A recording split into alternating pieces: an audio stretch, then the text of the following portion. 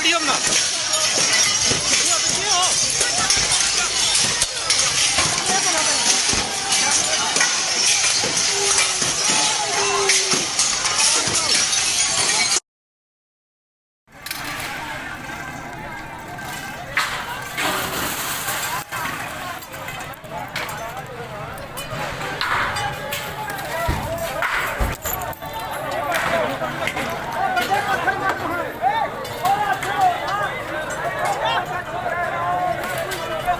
बंदा मारे पता नहीं लाश नहीं आई हूँ मारी है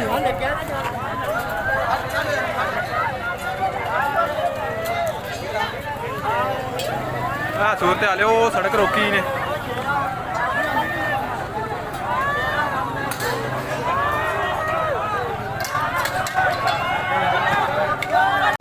पट्ठे बटने पे लकड़ कटने पे ठीक है।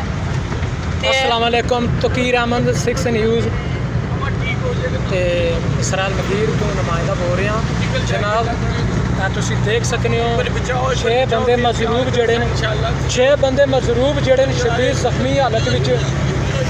ਮੈਟਰੋ ਸਿਟੀ ਵਾਲਿਆਂ ਸਿਕਿਉਰਟੀ ਨੇ ਰੂਪ ਵਿੱਚ ਗੁੰਡਾਗਰਦੀ ਪਾਲੀ ਹੈ ਜਿਹੜੇ ਨਜਾਇਜ਼ ਕਬਜ਼ੇ ਕਰ ਲੱਗੇ ਨੇ ਜ਼ਮੀਨਾਂ ਤੇ ਇਹ ਐਂਬੂਲੈਂਸ ਜਿਹੜਾ ਗੁਜਰਾਤ ਜਾ ਰਹੇ ਨੇ ਇਸ ਬੰਦੇ ਕੀ ਵੀ ਪੱਟ ਵਿੱਚ ਫੈਰ ਲੱਗੇ ਹੈ ਇਹ ਦੇਖ ਸਕਦੇ ਹੋ। ਤੇ ਗਰੀਬ ਬੰਦਿਆਂ ਨਾਲ ਜ਼ੁਲਮ ਹੋ ਰਿਹਾ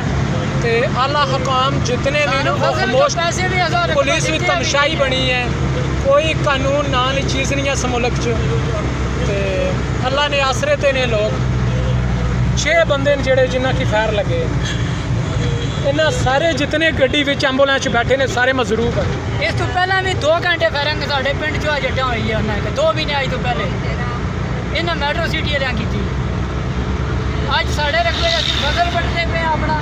ਬਾਜਰਾ ਵੱਢਦੇ ਪਏ ਦਰਖਤ ਕੱਟਦੇ ਪਏ ਕਿ ਚਲੋ ਇਹ ਤਾਂ ਅਸੀਂ ਮਜ਼ਦੂਰ ਬੰਦੇ ਆਣਾ ਕਿ ਇਹ ਤਾਂ ਅਸੀਂ ਇਹਦਾ ਮਾਲੇ ਜੋ ਲੈ ਜਾਈਏ ਜਾਂ ਕਿ ਮੌਕਾ ਤੱਕ ਸਕਨੇ ਬਰੇਡ ਮਾਰਿਆ ਹੋਇਆ ਮੈਂ ਉੱਤੇ।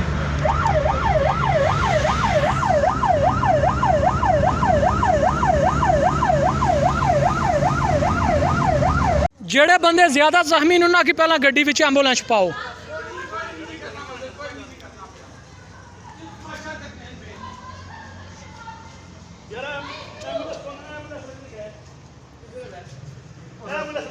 ਇਹ ਭਾਈ ਗਏ ਆ ਮੌਲਵੀ ਛੁੱਟੀ ਤੇ ਐਤਵਾਰ ਅੱਜ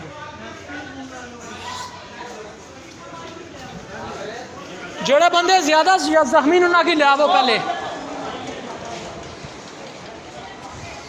ਮਾਇਰਾ ਕੀ ਹਾਲ ਸੀਰੀਅਸ ਹੈ ਨਾ ਕਿ ਪਹਿਲਾਂ ਲਿਆਵੋ ਮਾਈਕ ਦੇ ਦੇ